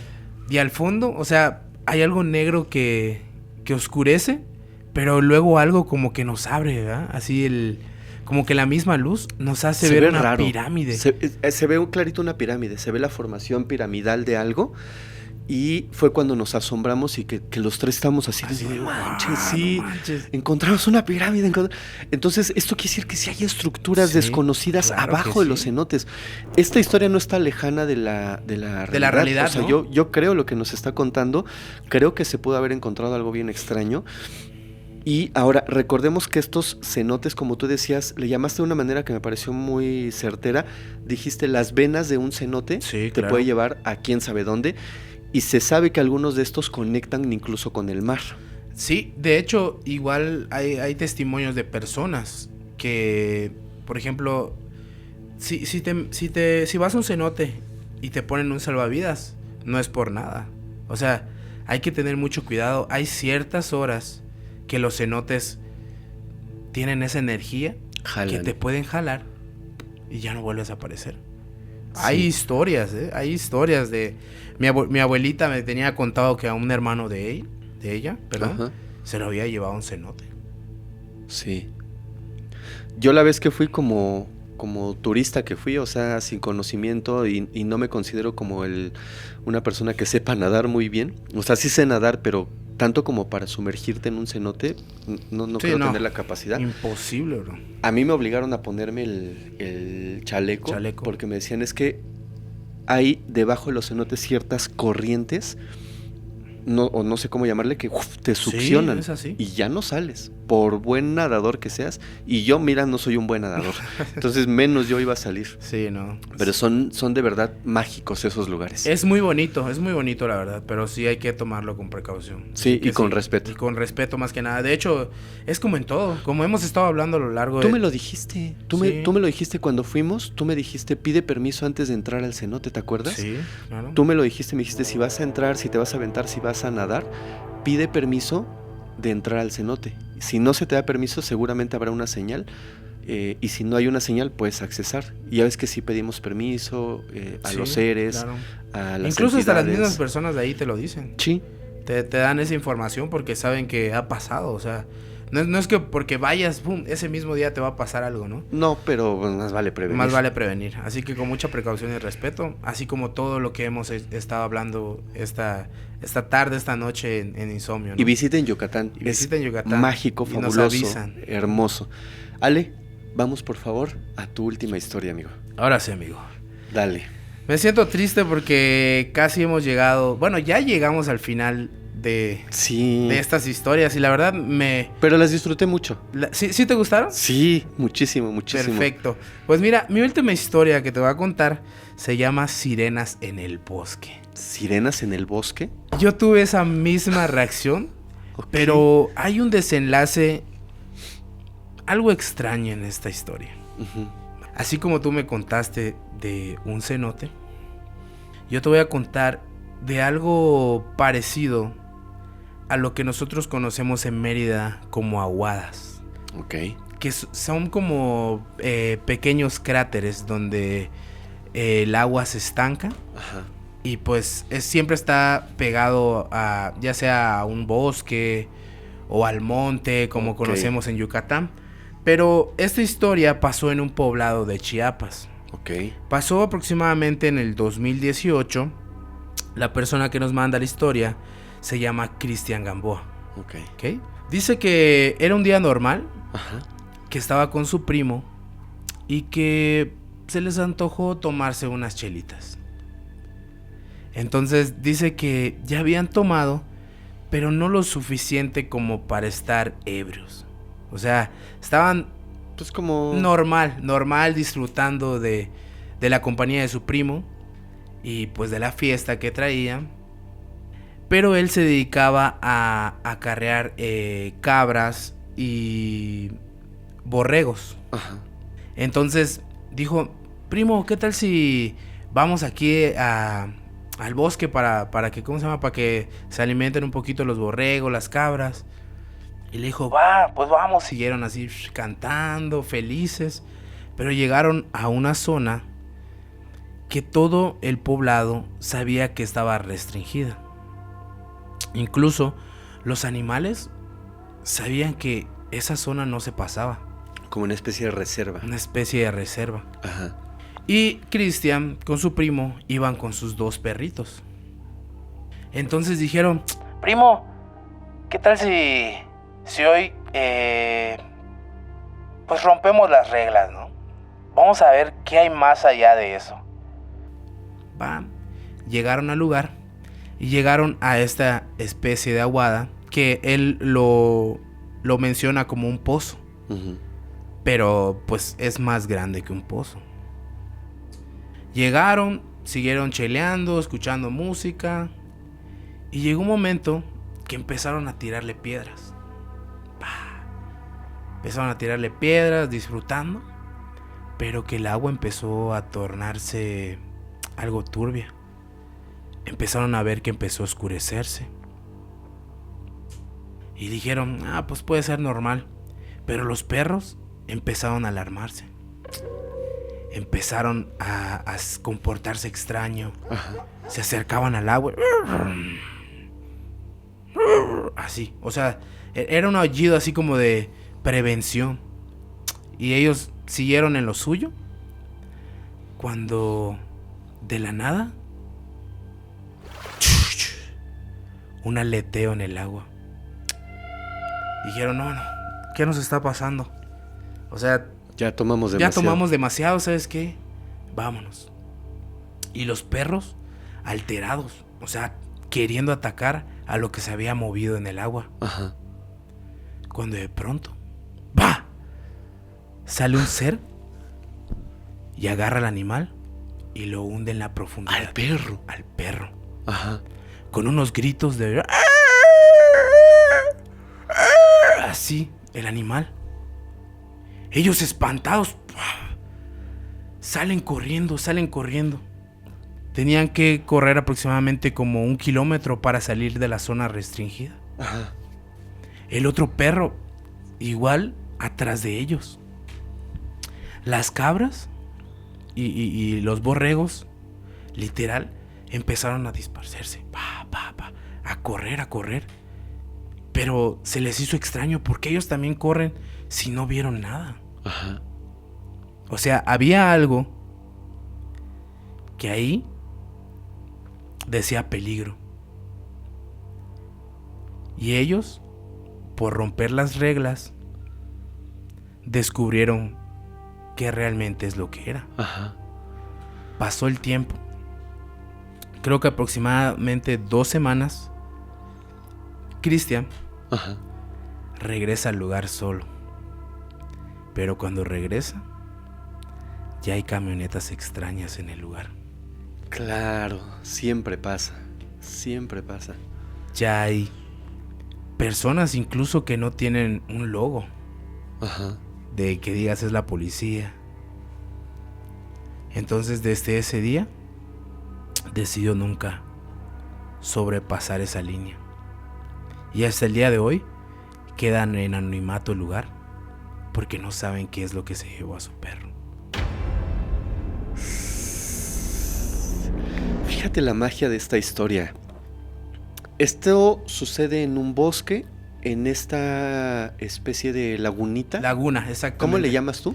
Aguada. En Mérida lo conocemos como aguada. Aguada, que son pequeñas lagunas situadas en lugares casi imposibles, ¿no? En medio de un bosque, en un cerro, montaña. Un cerro, montaña, sí. Yo no sabía de esto, pero bueno, te das cuenta que estos lugares tan no conocemos las estructuras de estos lugares que que acabas de contar podría estar ligado por venas. Por supuesto. Así enormes kilómetros de cuevas subterráneas llenas de agua y conectar sin un problema al mar, a una laguna o a cuerpos de agua muchísimo más grandes de los que nosotros conocemos. Y cómo estos seres de alguna manera conocen todas estas rutas tan extrañas y desconocidas para nosotros. Esta historia me parece fabulosa y me parece también increíble, pero digo, lo siento mucho por el perrito, ¿no? Sí, porque no, sale, lo jala, se lo lleva, no sé. Recordemos que estas historias nos dejan una lección inquietante. Estos seres no son románticos como nos los muestra el cine. Estos seres no son hermosas mujeres de un cabello perfecto, con un rostro así de diosas. O sea, para nada, bro. Son seres que la gente realmente que ha tenido encuentros con ellos los describe como grotescos, como espantosos, llenos de escamas, con ojos humanos y caras de pescado. Incluso los menciona mucho sin boca. Puede ser. Sí. Sin nariz. Sin nariz.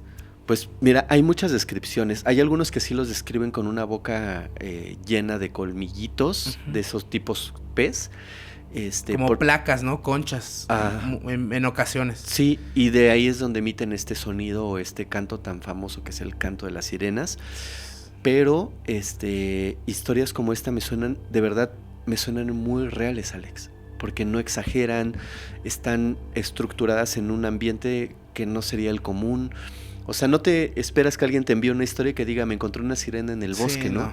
Son fabulosas, son historias que la gente nos hace llegar, que a mí me encanta leerlas y les creo, porque muchas personas nos las envían justo con esa consigna. Las envío a ustedes, las envío especialmente para Fepo, porque ustedes toman estos temas con seriedad y nos creen. Y yo lo tomo con mucha seriedad y respeto cada historia que leo de cualquier tema y me parece fabuloso. Sí, no. A mí me ha encantado este tema de sirenas y pues es algo que a mí me gusta, ¿no? La vida del mar.